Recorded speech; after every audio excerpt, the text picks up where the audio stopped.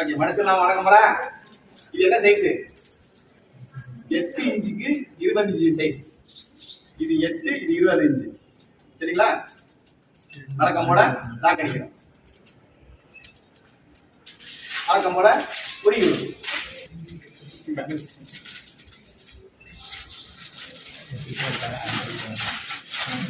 வழக்கம் போல எடுத்து மேல் ஃபீமேல் ரிங்கு அதே கட்டவரம் சைஸ். எதுவும் சொல்லி தெரிய வேண்டியது அவசியம் இல்லை. ஏற்கனவே நீங்க 2 தடவை ப்ராக்டிக்கலா பண்ணி பார்த்துட்டீங்க. ரைட், அடிச்சிட்டீங்க. உள்ள இறக்கி விட்டு வழக்கம் போல லாக் பண்ணிக்கிங்க. லாக் பண்ணிக்கிட்டு இதை லைட்டா உள்ள விட்டு போது அமுக்குனீங்கன்னா உள்ள இருக்கிற ஏர் வந்து நல்லா ரிலீஸ் ஆகி இந்த ஹோல்ஸ் மேல ஹோல்ஸ் இருக்கும். அந்த ஹோல்ஸ் வழியா ஏர்லாம் வெளியில போய் நல்லா உள்ள போய் நல்லா கீழே வந்து பூஞ்சி இருந்துச்சு பாத்தீங்களா? உங்களுக்கு ஃபர்ஸ்ட் ப்ராஜெக்ட்ல பூஞ்சி இருந்தாலும் மேல விதைய தூவும்போது சட்டி மாதிரி வச்சுக்கிட்டு போடுங்கடா, அதான் விதை பரவி விடுன்னு சொன்னா. 2வது ப்ராஜெக்ட்ல கொஞ்சோண்டு வைக்கோல் எடுத்து உள்ள போட்டு கீழே அமிக்கிட்டு அதுக்கப்புறம் விதை போடுங்கடா, கீழே விடுறது நல்லா விரிஞ்சுக்கிட்டு இருக்கோம் அப்படின்னா ஞாபகம் இருக்கா? அதே மாதிரி இதுல ஆட்டோமேட்டிக்கா கீழே விரிஞ்சிருக்கும். இப்ப போட்டு அமைக்காச்சுல, இப்ப அழகா விரிஞ்சிருக்கிறது தெரியுதா? கீழே ஈவனா விரிஞ்சிருக்கிறது தெரியுதா? இப்ப விதை வந்து அதிகமா அழகா ஈவனா கீழே விரிஞ்சு விடுவோமா? இதுதான் கணக்கு. லாக் பண்ணிருங்க. நல்லா வச்சு ப்ரெஸ் பண்ணிக்கங்க. இப்ப ஒரு கை வழக்கம் போல அரை கை விதைய தூணிங்கன்னா ஈவனா போய் பரவும். இப்ப போட்டு எடுத்து போட்டீங்களா? வழக்கம் போல அந்த மடக்கி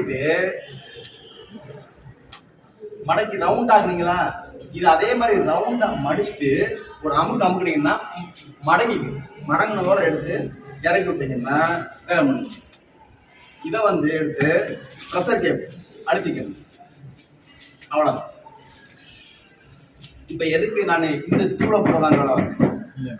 முதல்ல சம்மணம் கட்டி உட்காந்து வேலை பார்த்தது என்ன? அடுத்து சேரை போட்டு உட்காந்து வேலை பார்த்தேன். அது எதுக்கு? இப்ப எதுக்கு இந்த மாதிரி ஒரு நான் வந்து பண்ணையில வந்து ஒரு சிட் அவுட் ஒன்று வச்சிருக்கேன், ஸ்டூல் ஒன்று வச்சிருக்கேன், அதுதான் உட்காந்து வேலை பார்ப்பேன். ஸோ இந்த 3 எதிர்க்காக சம்மணம் கட்டி உட்காந்து வேலை பார்த்தீங்கன்னா உங்களை மாதிரி இளந்தாரி பிள்ளைய உட்காந்து வேலை பார்க்கறது. சேரை போட்டு உட்காந்து வேலை பார்க்கணும் அப்படின்னா மாற்றுத்திறனாளிகள், முதியவர்கள், பெண்கள் உட்காந்து சேரை போட்டு உட்காந்து வேலை பார்க்கறதுக்கு கான்செப்ட் அது. இது வந்து தொப்பை அதிகமா இருக்கு.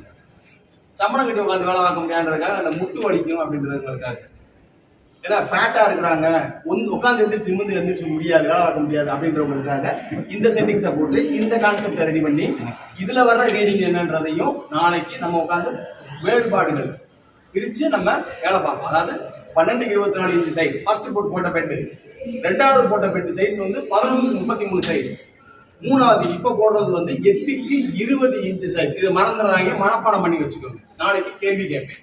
ஸோ இவ்வளவுதான் ஃபர்ஸ்ட் லேயர். இவ்வளவுதான். இதை அமுக்கும் போது உங்களுக்கு உள்ளுக்குள்ள விதை இந்த இடத்துல வந்து ஹோல்ஸ் ஆகுது.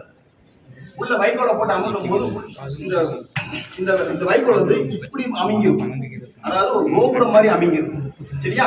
இந்த கோபுரம் மாதிரி அமுங்கும் போது அதுக்கு நம்ம விதைய தூறோம் அப்படின்னா அழகா போட்டாலே போதும். அந்த கோபுரத்துல பட்டு விதைகள் பிரிஞ்சு விழுந்து, இதுல லேயர்ஸ் பெருசா தெரியாட்டினாலும் எல்லா விதைகளும் ஆட்டோமேட்டடா ஓரத்துலதான் வந்து விழுகும் அப்படின்றது வந்து பிராக்டிக்கல் நாலேஜ். ரைட்டா? இப்ப நீங்க இந்த ஓரமா விழுந்திருக்கிறத நீங்க கண் கூட பார்க்கலாம். ஓரமா தான் விழுந்திருக்கு. அடுத்துல மடிச்சாச்சு. மடிச்சு இதை லாக் பண்ணி அமைக்காது. அவ்வளவுதான். இதை திரும்ப எடுத்து இந்த பெட்டோட வெயிட் வந்து அதிகபட்சம் 1.25 இருந்து 1.5 கிலோ வர்றதுக்கு வாய்ப்புகள் இருக்கு. 1.5 கிலோ காலனுடைய பெட் வந்துச்சுன்னா இதனுடைய ஈல்ட் எவ்வளவு? 1/2 கிலோ. 1/2 கிலோ. யார் சொன்னா? Very good.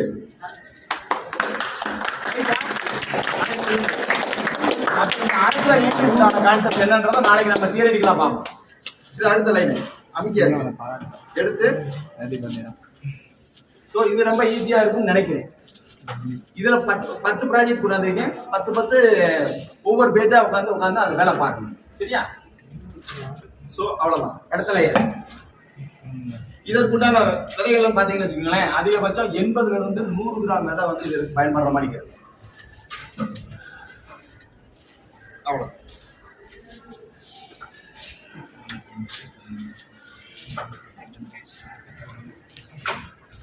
நல்லா அளவு நல்லா அமுக்கி கொடுக்கணும், தப்பு இல்லை. அடுத்து ஒரு சின்ன இதுல வந்து சின்ன சின்ன லேயரா இருக்கும், 3 அல்லது 4 லேயர் வரைக்கும் மட்டும்தான் இதுல வந்து. சரியா?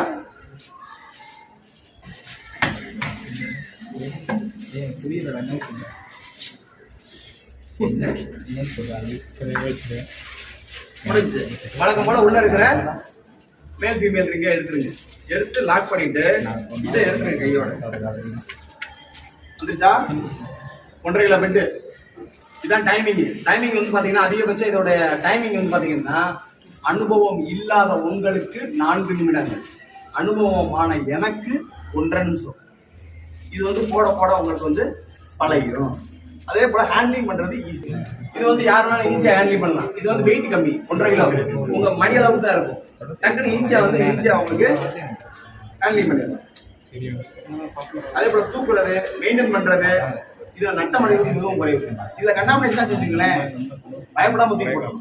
ஏன்னா இது வந்து மொத்தமே 5 ரூபா, வைக்கோல் 10 ரூபா வருது, 15 ரூபா தான் வேஸ்ட் ஆகும். அதுன்றப்ப பெரிய சைஸ்ன்றப்ப கிட்டத்தட்ட 100 ரூபா வேஸ்ட் ஆகுது, 10 ரூபா வேஸ்ட் ஆகுது, 100 ரூபா வேஸ்ட் ஆகுது. நிறைய டிஃபரெண்ட் இருக்கு. ரெண்டாவது இதுல வந்து இழப்புகள் கம்மியாகும். இதுக்கு மேல இன்னொரு படுக்கை, இதுக்கு மேல இன்னொரு படுக்கை, இப்படின்னு வரிசையா இப்படி அடுக்கிற மாதிரி இருக்கும். ஒரு 8 அடி ஹைட்ல வந்து இது வந்து 15 படுக்கைகள் அடுக்கும். இதுல வந்து ஈல்டு வர்றது வந்து பாத்தீங்கன்னா வலது பக்கம் வரும், இடது பக்கம் வரும், முன்னாடி வரும், பின்னாடி வரும். மேலையும் கீழையும் மட்டும் வராது. ஏன்னா வரிசையா நம்ம வரிசையா இதே பெட்டை வந்து வரிசையா அடிக்கிட்டே போகணும். ஸோ இதற்குண்டான ஹோல்ஸ், ஓட்டைகள் எங்கிட்டு போடணும் அப்படின்னா 3 ஓட்டை போடணும். இங்கிட்டு வலது பக்கத்துல, அதே இது இடது பக்கம், நம்ம இந்த பக்கம். ஸோ இந்த பக்கம் 3 ஓட்டை, இந்த பக்கம் 3 ஓட்டை, கீழே வந்து 4 ஓட்டை. அதே போல முன்னாடியும் 4 ஓட்டை. அவ்வளவு. இதோடைய டைமிங் வந்து பாத்தீங்கன்னா அனுபவமான எனக்கு 1.5 நிமிஷம், அனுபவம் இல்லாத உங்களுக்கு அதிகபட்சம் 4 நிமிடத்திற்குள் ஹோல்ஸ் போடுற மாதிரி, இது பெட்டு போடுற மாதிரியான கான்செப்ட்.